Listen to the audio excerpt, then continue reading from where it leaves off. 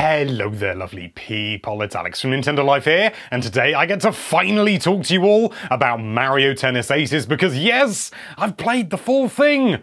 Although not the whole thing. What I mean is I've played what isn't a demo build. No waffling this time because there's a lot happening all at the same time, so let's dive right into things.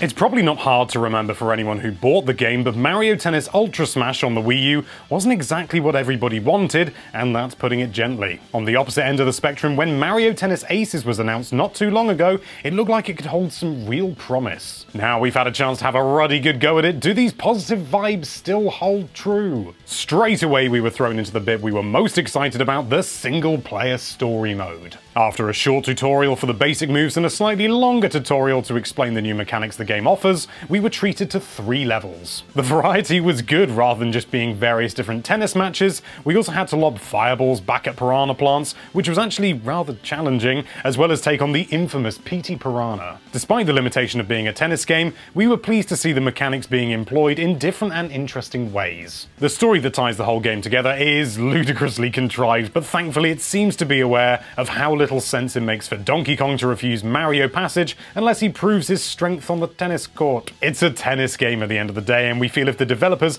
had tried to take it too seriously, it just wouldn't have worked at all. But as it stands, with the Infinity Gauntlet posing as a tennis racket and the limitless patience of Petey as he's content to fling balls back at you rather than just bum rush you into oblivion, it works. Every way the game handles and plays feels tight, responsive, and extremely well refined. The basic tennis and controls play almost identically to Ultra Smash. It even has the same announcer's sound bites, but the real evolution for the series comes from the new Zone Shot and Zone Speed. Zone Shot allows you to slow down time, enter a first-person perspective of your character, and actually choose where to hit the ball with pinpoint accuracy, to the point where you can choose to knock it out of the court if you feel like it.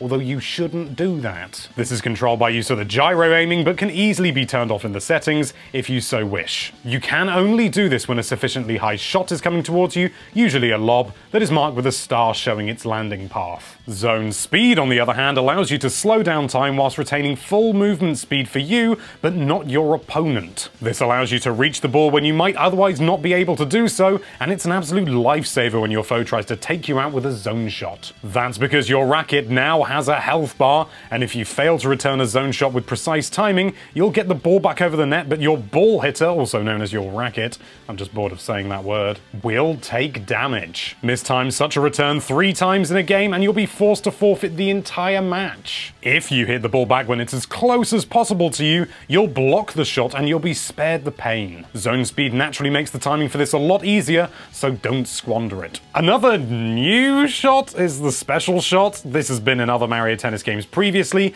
but it's got a shiny new trick up its sleeve. Much like Zone Shot, you have to return a special shot with impeccable timing, but with this little sausage, if you fail to time your return properly, your racket will be immediately destroyed. Scary stuff. All of these are tied to the energy gauge, which fills up by performing charge shots, which are used when you press a button to return a shot long before the ball is even near you, or you can also use the new trick shot to do the same thing. On the face of it, the trick shot looks like an easy safety net that'll allow you to quickly slide over to the ball when it otherwise would be out of reach. However, the reality of the situation is that it's really easy to totally misjudge the distance your trick shot can reach and under or overshoot the mark. If you can pull it off, it's seriously worth it, giving you a big boost to your energy, but misuse will usually result in you looking like a flashy and overconfident fool to the strangers online. It may sound overwhelming or perhaps a little over the top at first, but these new mechanics are fairly simple to get your head around, but quite tricky to master.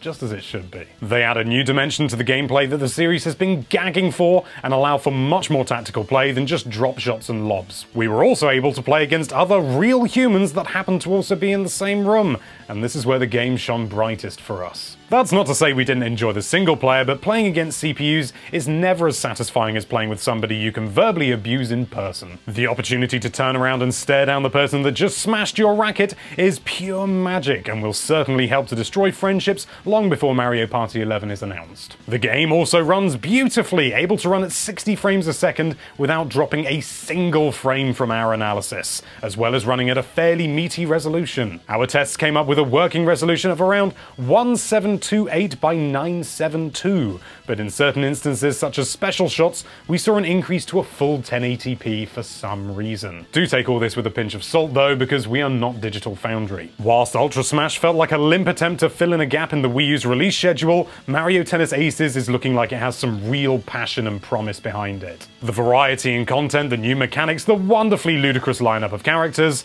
mainly Chain Chomp, makes us feel that this is what Mario Tennis Ultra Smash should have been, and so much more besides. From what we've played so far, this is looking like a very solid return to form for the series. Thank you so much for watching. If you like this video, then why don't you place a zone shot directly on that subscribe button, and be sure to check out NintendoLife.com for all sorts of lovely Nintendo-related content. Thank you again for watching. Bye-bye.